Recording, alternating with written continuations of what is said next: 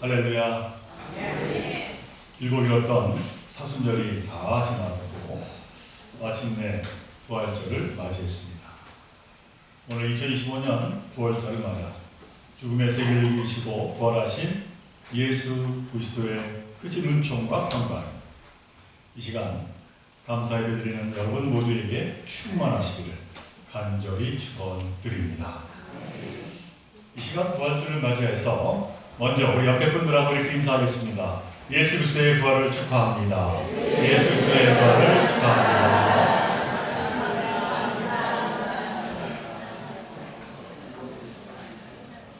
오늘 이렇게 맞게 된 부활절은 기독교의 생일이라고 할 수 있습니다. 만일 부활이 없었다면 이 기독교가 탄생하지 못했을 것이기 때문입니다. 그래서 이 부활절은 기독교 역사에서 가장 먼저 제정된 명절이고 우리 기독교에서 가장 큰 명절입니다.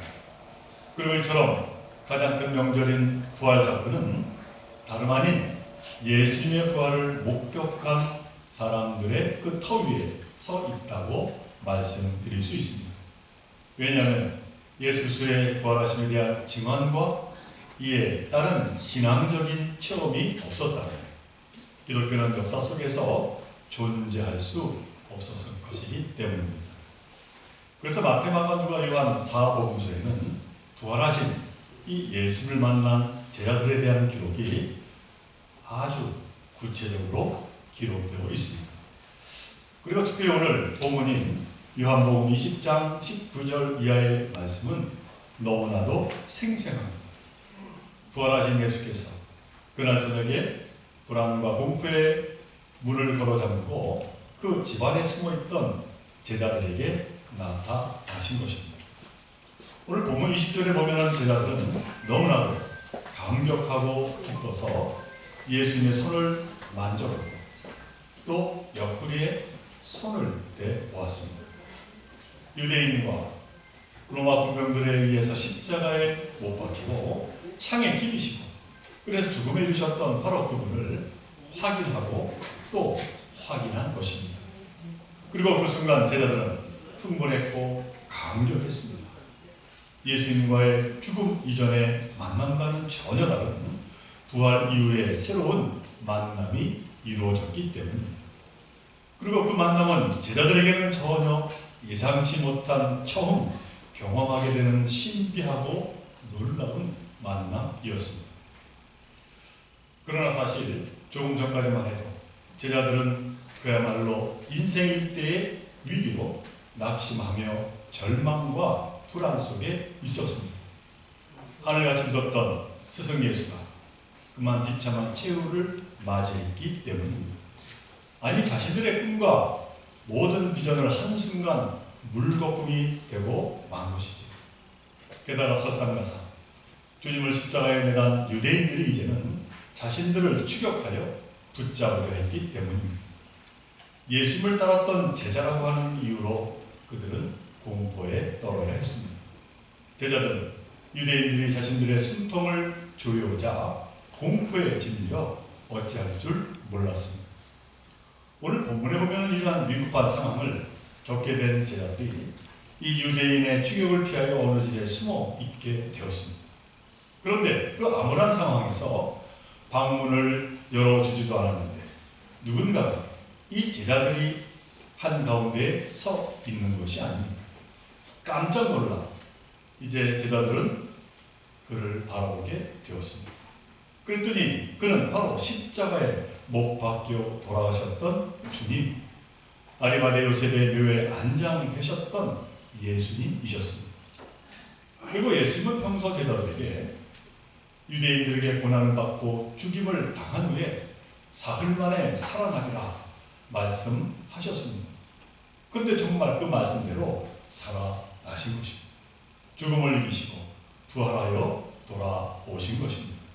십자가에 못 박혀 살이 찢기고 비참하게 죽임을 당하신 바로 그분이 이렇게 제자들 앞에 부활하여 나타나신 것입니다. 제자들은 처음에는 이분이 사람이냐 영이냐 귀신이냐 정말 스승 예수일까 하고 의심했습니다. 그러자 예수님은 손과 옆구리를 다 보여주시며 제자들에게 설명하십니다. 내가 십자가에 못 박혀 죽었던 예수라. 사랑하는 우리 주님께 성도 여러분, 부활하신 예수님을 새롭게 만난 제자들은 어떻게 되었을까요? 제자들은 너무나 놀라웠지만 동시에 완전히 새로운 변화된 삶을 시작하게 된 것입니다. 사도 바울도 이 같은 진실에 대해서 이렇게 고백을 합니다. 고린도전서 5장 17절의 말씀, 그런즉 누구든지 그리스도 안에 있으면 새로운 피조물이라. 이전 것은 지나갔으니 보라 새 것이 되었도다. 이처럼 완전히 다른 사람으로 변화된 제자들, 그들은 과연 어떠한 변화가 있게 되었을까요? 그 변화된 모습을 오늘 본문은 몇 가지로 우리에게 말씀을 하고 있습니다. 그 첫 번째 변화는 다름 아닙니다. 부활하신 예수를 만난 제자들은 무엇보다도 먼저 기쁨을 회복했다라고 하는 사실입니다. 제자들은 자기 앞에서 손과 옆구리를 보여주고 계시는 분이 주님이라고 하는 것을 알았을 때 소스라치게 놀랐습니다. 하지만 동시에 무엇과 비릴 수 없는 기쁨을 맛보게 되었습니다. 오늘 본문 20절의 말씀입니다. 손과 옆구리를 보이시니 제자들이 주를 보고 기뻐하더라. 제자들은 주님을 만나자 이내 두려움과 그 공포가 사라졌습니다. 캄캄한 밤이 환해졌습니다. 막혔던 생의 앞길이 환하게 트임을 그들은 느끼게 되었습니다. 이처럼 우리에게 있어서 예수님의 부활을 기억하고 축하하는 이유는 바로 이 기쁨을 회복함에 있습니다. 기쁨이란 무엇입니까? 모든 환난과 걱정과 근심과 두려움을 정복하는 힘입니다. 이 기쁨이 있는 자들은 이 세상을 살아갈 때 어떠한 두려움이나 고난을 능히 이길 수가 있습니다. 그러므로 사랑하는 조교소 여러분, 죽음을 이기시고 부활하신 예수님과 새롭게 만나시기를 바랍니다. 그로 인해 가난도 질병도 그 어떤 고난도 능히 이기는 기쁨을 회복하는 저와 여러분 되시기를 간절히 바랍니다. 그 다음 두 번째로 제자들이 부활하신 예수를 만나자 갖게 된 삶의 변화는 진정한 평화를 그들이 갖게 되었다라고 하는 사실입니다. 오늘 본문 21절에서 주님이 말씀합니다. 너희에게 평강이 있을지어다. 비참하게 죽으시고 이미 장사까지 치른 예수님이 눈앞에 나타나셔서 샬롬 하셨다는 것이지요. 그런데 이 말을 들은 제자들은 그 심정은 어떠했겠습니까?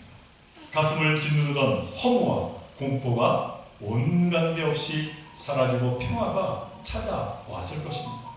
세상 그 누구도 두렵지 않은 용기가 샘솟게 되었을 것입니다. 그러자 주님은 제자들에게 놀라운 소명을 주십니다. 오늘 본문 21절 후반부의 말씀입니다. 아버지께서 나를 세상에 보내신 것 같이 나도 너희를 세상에 보내노라. 그리고 이어 말씀하십니다. 성령을 받아라. 너희들이 나가서 하나님의 용서를 외치면 그 용서를 받는 자는 용서를 받을 것이고 예수 그리스도의 십자가 공을 듣고도 받지 아니하면 영원히 용서받지 못할 것이다. 이제 제자들은 성령으로 무장되었습니다. 그리고 진정한 사도로 하늘의 권위를 부여받게 된 것입니다. 제자들은 세상의 어떤 위협으로도 흔들리지 않게 되었습니다. 제자들은 성령님이 함께 하심으로 평화의 사도가 된 것입니다. 용서의 사도가 된 것입니다. 그러므로 사랑하는 교회 성도 여러분, 부활하신 주님이 주시는 그 평화 그리고 용서하는 그 삶이 저와 여러분 모두에게 가득하시기를 간절히 바랍니다. 그 다음 세 번째로 부활하신 주님과 새로운 만남을 가진 제자들에게 이제 주신 변화라고 하는 것은 영원한 소망을 주셨다라고 하는 것이죠. 인간을 특징 지을 수 있게 하는 것, 그 중에 가장 중요한 것은 바로 이 소망입니다. 자동차 부품 중에 하나인 엔진이 고장나면 아무리 비싼 차라도 움직이지 못합니다. 마찬가지로 다른 모든 것이 풍부하게 갖춰져 있다 할지라도 이 소망의 빛이 꺼지면 인생의 맛을 잊어버리게 되는 것이죠. 그러나 우리가 이 세상을 살면서 온갖 고생을 한다 해도 이 소망이 있으면 결코 좌절하지 않습니다. 그리고 값진 삶을 살아갈 수 있게 되는 것이죠. 오늘 본문에서 보면 제자들은 부활하신 예수를 만난 후에 어떻게 되었습니까? 꺼져버렸던 이 소망을 되찾았습니다. 그리고 그 소망은 이 땅의 희망을 포함한 하늘나라의 소망이었습니다. 그들은 세상을 변화시키는 참으로 값진 삶을 이 소망을 들고 살아가게 되었다라고 하는 것이죠. 그러므로 사랑하는 주께 성도 여러분, 제자들처럼 부활하신 주님을 만남으로 어떠한 어려움이 있을지라도 낙심하지 아니하며 하늘나라의 영원한 소망을 간직하며 삶의 결실을 이루며 살아가시기를 간절히 바랍니다. 이제 마지막 네 번째로 부활하신 예수님과 새로운 만남으로 그들에게 주어진 그 변화의 삶이란 인생의 승리가 주어졌다라고 하는 사실입니다.